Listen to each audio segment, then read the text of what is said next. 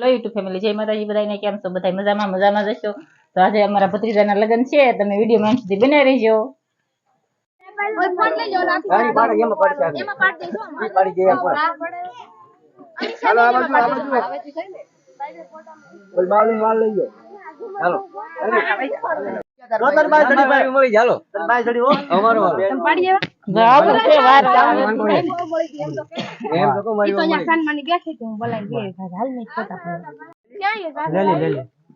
હાલો હવે આપણે જઈએ પછી આપણે પાડવો તો ઉભા નો રે ખરી.